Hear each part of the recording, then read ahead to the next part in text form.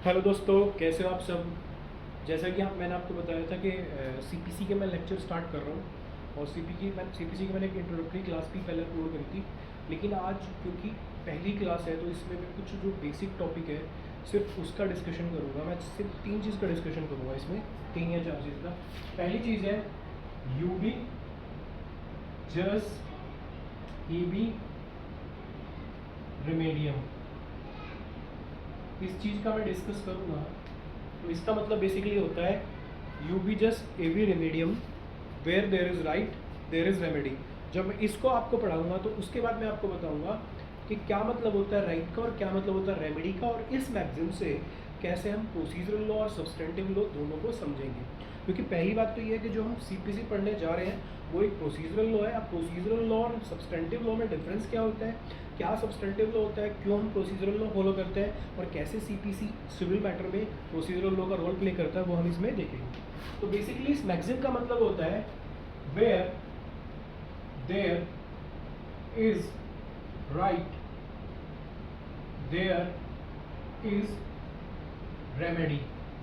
तो अगर हम बात करें राइट की और रेमेडी की, देखो हम रहते हैं एक डेमोक्रेसी में और डेमोक्रेसी में हमारे पास बहुत सारे राइट है। जैसे फंडामेंटल राइट तो डायरेक्ट कॉन्स्टिट्यूशन के पार्ट 3 में प्रोवाइड किया गया है। और ऐसे ही अगर हम बात करें लेजिस्लेटिव पावर की, तो पार्लियामेंट के पास लेजिस्लेटिव पावर है जिसे हम बोलते हैं लॉ मेकिंग पावर।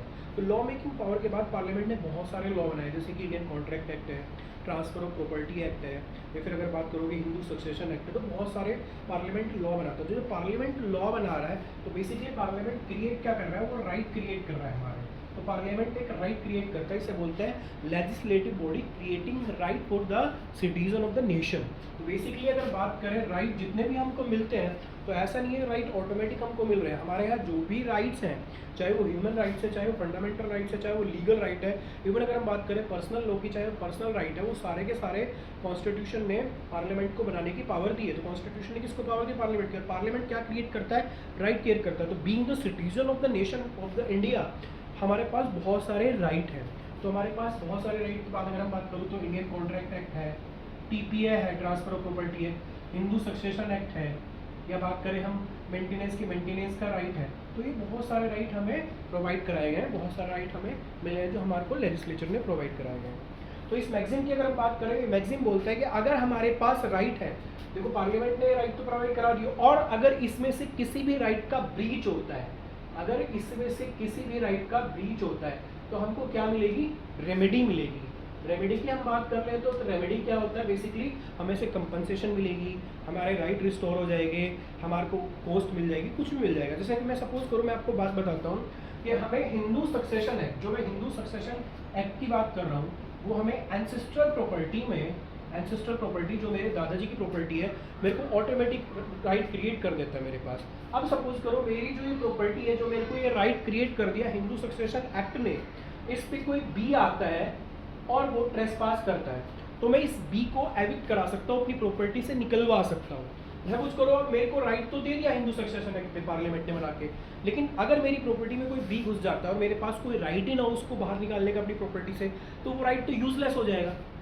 तो राइट के बाद रेमेडी जरूर होती है। दूसरा एग्जांपल मैं आपको बताता हूँ। अगर हम बात करते हैं इंडियन कॉन्ट्रैक्ट एक्ट की, तो मैं एक टीचर हूँ, एक टीचर एक स्टूडेंट के साथ कॉन्ट्रैक्ट करता है, कॉन्ट्रैक्ट करता है और बोलता है कि मैं आपको ट्यूशन पढ़ाऊंगा, मैं आपको ट्यूशन पढ़ाऊंगा बेसिकली। तो मैं एक कॉन्ट्रैक्ट करता हूँ, मैं इस स्टूडेंट से 50,000 रुपये ले लेता हूँ और मैं बोलता हूँ जा, मैं तेरे को कॉन्ट्रैक्ट नहीं पढ़ाता, मेरे पास 50,000 रुपये आगे, मैं नहीं पढ़ा रहा। तो इसका जो राइट क्रिएट हुआ था वो बेसिकली इंडियन कॉन्ट्रैक्ट एक्ट के थ्रू, पार्लियामेंट के थ्रू, इंडियन कॉन्ट्रैक्ट एक्ट से ही इस स्टूडेंट ने मेरे अगेंस्ट में राइट क्रिएट किया था और इसने मेरे को एडवांस में फीस भी दे दी 50,000 रुपये। लेकिन मैं क्या करता हूँ, इसका कॉन्ट्रैक्ट परफॉर्म करने से ही मना कर देता हूँ, इनकार कर देता हूँ। तो अगर इसके पास रेमेडी ना हो तो ये जो इसका राइट क्रिएट किया था, जो ये राइट क्रिएट हो रहा है, चाहे वो हिंदू सक्सेशन एक्ट में हो, इंडियन कॉन्ट्रैक्ट एक्ट में हो, तो वो यूजलेस हो जाएगा। तो मैं बात करूँ जितने भी सब्सटेंटिव लॉ है, जितनी भी सब्सटेंटिव लॉ है, जो मैं बात करूँ बहुत सारे सब्सटेंटिव लॉ हमारे पास, इंडियन कॉन्ट्रैक्ट एक्ट है, ट्रांसफर ऑफ प्रॉपर्टी एक्ट है, BNS की बात करूँ, भारतीय न्याय संहिता जिसे हम IPC बोलते हैं, तो वो एक है। तो ये सारे के सारे जो लॉ है ना, ये सारे के सारे कौन से लॉ है? Substantive law. और सब्सटेंटिव लॉ बेसिकली हमारे राइट की बात करते हैं। अब जब राइट हमारे पास है तो पार्लियामेंट ने हमको एक चीज़ की गारंटी दी है कि अगर आपका कोई राइट ब्रीच होगा तो उस राइट को रिस्टोर भी हम ही कराएंगे। कैसे कराएंगे? लॉ के थ्रू कराएंगे। तो हमें जो राइट मिले हैं वो सारे के सारे राइट किसके थ्रू मिले हैं? सब्सटेंटिव लॉ के थ्रू। सब्सटेंटिव लॉ के थ्रू मिले हैं, सब्सटेंटिव लॉ के थ्रू मिले हैं। तो मैंने आपको बताया बहुत सारे लॉ।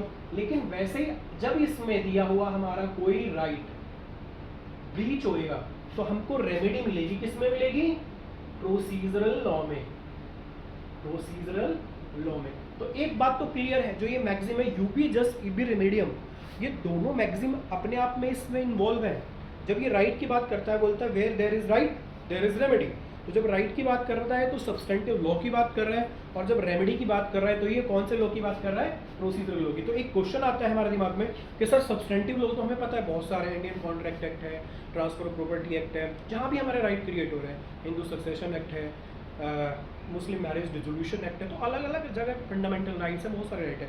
लेकिन जो रेमेडी है या जो प्रोसीजरल लॉ है वो कितने हैं? तो इंडिया में सिर्फ मैं आपको बता रहा हूँ बेसिकली 4 प्रोसीजरल लॉ है। तो पहला प्रोसीजरल लॉ जिसे हम बोलते हैं CPC, दूसरा प्रोसीजरल लॉ है उसे हम बोलते हैं BNSS, भारतीय नागरिक सुरक्षा संहिता, तीसरा प्रोसीजरल लॉ जिसे हम बोलते हैं BSA, भारतीय साक्ष्य अधिनियम, और फोर्थ प्रोसीजरल लॉ जिसे हम बोलते हैं लिमिटेशन एक्ट। ये 4 प्रोसीजरल लॉ। तो आज के बाद एक बात याद रखना कि जितने भी इंडिया में बहुत सारे लॉ हैं वो ज़्यादातर सब्सटेंटिव लॉ है, लेकिन अगर प्रोसीजरल लॉ की बात करें तो हमारे पास 4 प्रोसीजरल लॉ, जिसमें कि CPC पहला, दूसरा BNSS, तीसरा BSA और फोर्थ है लिमिटेशन एक्ट। तो अब जो हम बात करते हैं फिर सर CPC में और BNS में डिफरेंस क्या है, BNSS में डिफरेंस क्या है, भारतीय नागरिक सुरक्षा संहिता में। तो जब एक इंडिविजुअल का कोई राइट ब्रीच हो जाता है, मेरा अगर कोई सिविल राइट ब्रीच हो जाएगा तो मैं उसको रिस्टोर किस प्रोसीजर के थ्रू कराऊंगा? तो वो बात करता है सिविल प्रोसीजर कोड। मेरे जब सिविल राइट ब्रीच होंगे तो उसकी रेमेडी मेरे को कैसे मिलेगी? सिविल प्रोसीजर को फॉलो करके। ऐसे ही अगर मेरे सपोज करो मेरे अगेंस्ट में किसी ने क्राइम किया है, मेरे को कंपनसेशन चाहिए, मेरे को चाहिए कि उसको पनिशमेंट मिले, तो मेरे को कौन सा प्रोसीजर फॉलो करना पड़ेगा?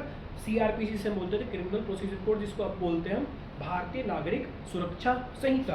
तो इसे बोलते हैं 2 तरह के प्रोसीजर लॉ। भारतीय साक्ष्य अधिनियम CPC में भी एप्लीकेबल होता है, CPC में भी और CRPC में भी। सेम लिमिटेशन की बात करें तो हमें CPC के साथ लिमिटेशन एक्ट हम पढ़ते हैं। तो आज के बाद अगर आप एक चीज़ याद रखें तो वो क्लियर है कि जो हमारे यहाँ प्रोसीजरल लॉ है वो 4 ही प्रोसीजरल लॉ है, CPC, BNSS, BSA और लिमिटेशन है। तो आज की क्लास में बस मेरे को यही क्लियर करना था कि जो हम CPC पढ़ने जा रहे हैं, CPC is not a substantive law, it is not a substantive law, rather it is procedural law. कौन सा लॉ है ये? Procedural law. तो प्रोसीजरल लॉ हम पढ़ने जा रहे हैं, ठीक है। अब जब मैंने आपको एक चीज़ बताई, पहले भी मैंने बहुत सारी क्लास में आपको बताई थी कि जब हम कुछ चीज़ पढ़ने जा रहे होते हैं ना, जब हम कुछ चीज़ पढ़ने जाएंगे, जैसे आपने अगर देखा होगा, आप हिंदू मैरिज एक्ट पढ़ोगे या हिंदू सक्सेशन एक्ट पढ़ोगे तो उसमें एक डेफिनेशन क्लोज भी होती है, जिसमें बताया होता है हिंदू का मीनिंग क्या होता है और हिंदू कौन होता है। ऐसी मुस्लिम मैरिज डिसोल्यूशन एक्ट या मुस्लिम लॉ के कोई भी प्रोविजन पढ़ोगे तो उसमें डेफिनेशन क्लोज दी होती है। जैसे आप CPC पढ़ोगे तो CPC के सेक्शन 2 में डेफिनेशन क्लोज दी हुई है। तो डेफिनेशन क्लोज हम क्यों पढ़ते हैं कि जब हम कोई बेयर एक्ट पढ़ने जा रहे हैं तो उस बेयर एक्ट में उस पर्टिकुलर वर्ड का क्या मीनिंग होगा वो उस डेफिनेशन क्लोज में बताया हुआ होता है। तो ऐसे ही कुछ बेसिक टर्म हमको CPC पढ़ने से पहले सीखने चाहिए। अगर वो बेसिक टर्म हमने नहीं सीखे हैं तो पूरी CPC हमको समझ नहीं आएगी। तो मैं आपको सिर्फ 3 या 4 बेसिक टर्म आज की इसकी क्लास में बताऊंगा, बाकी नेक्स्ट क्लास में अपलोड करूँगा। तो मैंने पहली चीज़ आपको बताई है यूबी जस्ट इबी रेमेडियम। दूसरी चीज़ मैं आपको बता रहा हूँ, दूसरी चीज़ मैं आपको बताता हूँ जो आपको पता होना चाहिए। तो आज पता तो हमको चल गया कि CPC से प्रोसीजरल लॉ और हमारे यहाँ 4 प्रोसीजरल लॉ। दूसरी चीज़ मैं आपको बताऊँगा कॉज ऑफ एक्शन। तो कॉज ऑफ एक्शन क्या होता है? कॉज ऑफ एक्शन बेसिकली होता है कि कॉज की बात करें तो रीजन बिहाइंड द एक्शन। अब रीजन बिहाइंड द एक्शन की बात करें तो क्या रीजन होगा कि सपोज करो एक ए है, वो एक कोर्ट में जाता है वो कोर्ट को बोलता है जज साहब मेरे को रेमेडी चाहिए, सिविल कोर्ट में जाता है, जज साहब पूछेंगे आपको क्यों रेमेडी चाहिए, जज साहब मैंने ना अमित के साथ, अमित एक टीचर है, उसके साथ एक कॉन्ट्रैक्ट किया था और उसको बोल दिया था कि सर आप मेरे को कॉन्स्टिट्यूशन पढ़ा दो या कोई भी लॉ पढ़ा दो मेरे को। अभी क्या होता है, अमित ने मेरे से कॉन्ट्रैक्ट कर लिया लेकिन अपना अमित कॉन्ट्रैक्ट परफॉर्म नहीं कर रहा है, तो जैसे ही मैं उसके साथ कॉन्ट्रैक्ट करता हूँ, कॉन्ट्रैक्ट को ब्रीच करता हूँ, तो उसके पास एक राइट आ जाएगा किस चीज़ का, उसके पास एक राइट आ जाएगा, उसके पास एक रीज़न आ जाएगा मेरे अगेंस्ट में एक सिविल केस लाने का। तो सिविल केस कैसे लेके आएगा वो, तो बेसिकली अगर सपोज करो कॉन्ट्रैक्ट का ब्रीच होता है, कॉन्ट्रैक्ट का ब्रीच होता है, तो specific performance of contract section 10 SRA में वो मेरे अगेंस्ट में रेमेडी लेके आएगा, इसे बोलते हैं कॉज ऑफ एक्शन। वहीं सपोज, ये तो कॉन्ट्रैक्ट की बात होगी, वहीं सपोज करो ये प्रॉपर्टी बी की है, ये प्रॉपर्टी बी की है, B is the rightful owner of this property, और मैं इस प्रॉपर्टी में घुसता हूँ और मैं इस पे कब्जा कर लेता हूँ, तो मैं क्योंकि ट्रेसपासर हूँ, बी मेरे अगेंस्ट में suit for recovery of position लेके आ सकता है सेक्शन 6 ऑफ SRA में। तो मुद्दा ये आता है, लेकिन कॉज ऑफ एक्शन का मतलब क्या हुआ कि जब भी हम कोर्ट में जाते हैं तो कोर्ट हमसे पूछता है what is the reason why you have initiated this civil action against this particular person, आपके पास कौन सा रीजन है, तो हम कोर्ट को बताएंगे जैसा मेरा एक कॉन्ट्रैक्ट था और वो कॉन्ट्रैक्ट ब्रीच कर दिया और this is the reason why I have initiated this civil action against that particular person. तो मैं एक सूट लेके आया हूँ उस पर्टिकुलर पर्सन के अगेंस्ट में, जैसा पूछेंगे आपका कौन सा सिविल राइट ब्रीच हुआ है, तो मैं बताऊंगा सर मैंने कॉन्ट्रैक्ट किया था। दूसरे केस में मैं बताऊंगा सर मेरी एक प्रॉपर्टी थी उस पर बी ने कब्जा कर लिया, तो इस कंडीशन में ये हो जाएगा कॉज ऑफ एक्शन। अब हम बात करते हैं दूसरी चीज जो हमें पढ़नी चाहिए। तो पहली चीज, सबसे पहली चीज कॉज ऑफ एक्शन। अगर हमारा कॉज ऑफ एक्शन है तो ही हमारी सिविल जो सूट है उसको कोर्ट एक्सेप्ट करेगा। अगर हम राइट ही एस्टेब्लिश नहीं कर पाए तो कोर्ट आगे बढ़ेगा ही नहीं। कोर्ट पहली प्रोसीडिंग में ये देखता है कि क्या वाकई में इस पर्टिकुलर पर्सन का जो मेरे यहाँ पे केस लेके आया है इसका कोई राइट एग्जिस्ट करता भी है या नहीं एग्जिस्ट करता है। दूसरा होता है सब्जेक्ट मैटर। सब्जेक्ट मैटर इसे हम बोलते हैं सब्जेक्ट मैटर। सब्जेक्ट मैटर क्या होता है, तो सब्जेक्ट मैटर अलग अलग हो सकते हैं। सब्जेक्ट मैटर की अगर हम बात करूं, सपोज करो ये एक प्रॉपर्टी है, इस प्रॉपर्टी पे अमित मेरा कब्जा है, मेरी प्रॉपर्टी है। अब मेरी प्रॉपर्टी पे कोई बी आता है वो कब्जा कर लेता है, तो मेरे पास सब्जेक्ट मैटर कौन सा है, ये प्रॉपर्टी है। I am going to the court to get the possession back of this property. मेरे को प्रॉपर्टी की पोजीशन वापस चाहिए, तो यह सब्जेक्ट मैटर क्या है, प्रॉपर्टी है। वहीं अगर सपोज करो मैं एक टीचर हूँ, अमित एक टीचर है, वो एक स्टूडेंट के साथ एक कॉन्ट्रैक्ट करता है, मैं बोलता है कि मैं आपको कॉन्स्टिट्यूशन पढ़ाऊंगा, लेकिन मैं क्या करता हूँ इसको कॉन्स्टिट्यूशन नहीं पढ़ाता, बेसिकली इसके पैसे लेता हूँ 50,000 रुपये और उसको कॉन्स्टिट्यूशन नहीं पढ़ाता। तो ये सब्जेक्ट मैटर क्या है, ये कॉन्ट्रैक्ट है। तो जब भी आप कोर्ट में जाओगे तो आप सब्जेक्ट मैटर बताओगे। तीसरा केस मैं आपको बताता हूँ, एक वाइफ है वो अपने हस्बैंड के अगेंस्ट में जाती है, किसके लिए, डाइवोर्स के लिए बोलती है मेरे को अपने हस्बैंड से डाइवोर्स चाहिए, या हस्बैंड जाता है अपनी वाइफ से डाइवोर्स चाहिए। तो इस कंडीशन में क्या सब्जेक्ट मैटर रहेगा, मैरिज। यहाँ मैरिज एग्जिस्ट करती भी है क्या, यहाँ लीगली वैलिड पर्सन ये है, तो उस कंडीशन में मैरिज एग्जिस्ट करती है। तो जब भी हम कोर्ट में जाते हैं तो हमने देखा होगा प्रॉपर्टी से रिलेटेड मैटर है, कॉन्ट्रैक्ट से रिलेटेड मैटर है, मैरिज से रिलेटेड मैटर है, तो सब्जेक्ट मैटर वो होता है। ठीक है, तो ये बेसिक से टर्म्स थे। उसके अलावा मैं आपको बता दूं एक नेक्स्ट चीज जो है वो क्या होती है। तो पहला हो गया हमारा कॉज ऑफ एक्शन, दूसरा हो गया सब्जेक्ट मैटर, तीसरा हो गया जो हमें बहुत ही ज्यादा जरूरी है, जो पता होना चाहिए, वो है matter in issue. Matter issue में कौन सा मैटर है, क्यों आप कोर्ट में आए हो, किस मैटर के बेस पे आप अपने इश्यू प्रूव कर पाओगे। जैसे सपोज करो ये प्रॉपर्टी है, इस प्रॉपर्टी को मैं बोलता हूं दिस इज माय प्रॉपर्टी, क्योंकि ये प्रॉपर्टी मेरे को अपने फादर से मिली है। बी आता है और मेरे को अपने प्रॉपर्टी फादर से कैसे मिली है, सक्सेशन में मिली है।